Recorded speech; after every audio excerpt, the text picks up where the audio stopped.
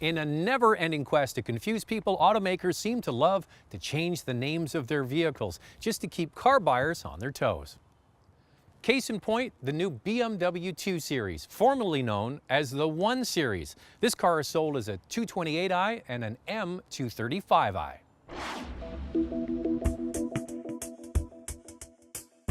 All coupe or coupe-like BMWs will now have an even number, and the sedans will have odd numbers. For example, the 3, 5, and 7 Series are all sedans, and this 2 Series is a coupe. Now, additional confusion comes around the M badge that BMW is using on this M235. It's not a real M car like an M3 or an M4. It's just a slightly sportier version of the 235, which is what this car really should be called. Now, the thing is, I kind of don't like the way that BMW is going, diluting their M badge appeal. They seem willing to put it on any car just so long as the person's willing to pay the money. What this car should really be called is the 235, the successor to the 135. But because, for a very limited time, BMW had the 1M, they have tried to capture that same magic on this car. I told you, it's confusing. Okay, here's the difference when compared to the old 1 Series coupe. The first thing is the sleeker stance compared to the rather stubby and tall 1 Series. The front and rear windows slope more. The roof line is being dropped, all thanks to a car that is roughly 3 inches longer, with a 1-inch longer wheelbase. But this new 2 Series is roughly the same weight as the older car.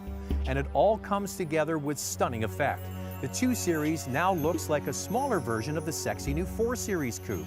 The M235 and the base 228 get staggered offset 18-inch wheels, and all the power is going to just the rear wheels.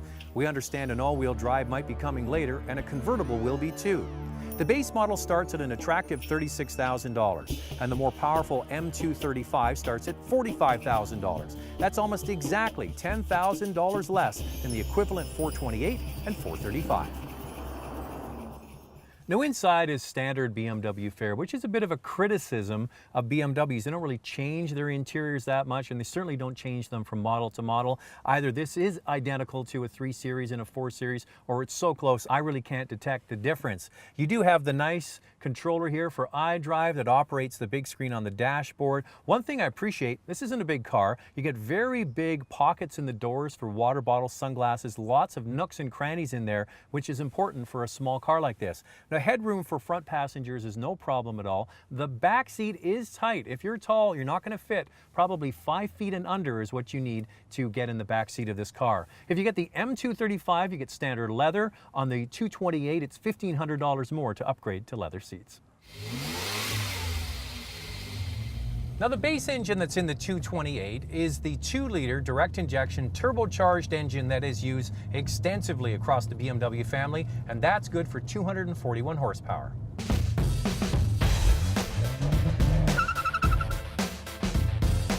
Where that M badge might be justified in the case of the 235 is the added 22 horsepower and 32 foot-pounds of torque over the regular 335 or 435. With this version of the 3-liter direct injection twin-scroll turbocharged engine, the power is 322 horsepower, making this M235 run to 100 kilometers an hour in just 5 seconds, faster than the 435 by about a half a second. That is, if the buyer chooses the 8-speed automatic over the 6-speed manual that's found in our test car. It's 0.2 seconds slower to 100 kilometers an hour. The same is true for the 228. With the auto, it takes 5.7 seconds, with the manual 5.9 seconds. This is even with a 15-kilogram weight penalty when you choose the auto over the manual. Now, the 8-speed automatic is not a dual-clutch automatic transmission like you get in a proper M car, but it is very quick.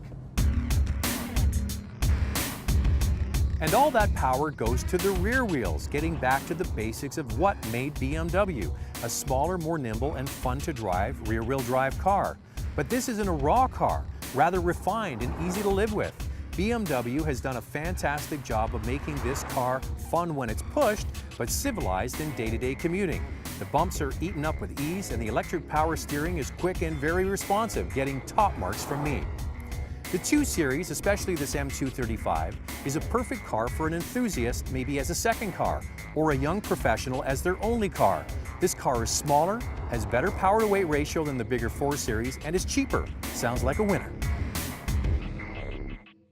Now, a couple of things about the old 1 Series. It had amazing resale value, and the 135 was the second best model Consumer Reports had ever tested, behind the Tesla Model S. So let's hope that that trend continues with this new 2 Series. As I mentioned, I'm no fan of putting an M badge on this car. It really should just be called the 235. But you know what? If I was given this car, it's lighter, it's more fun, and it's cheaper. And that's a BMW I can get behind.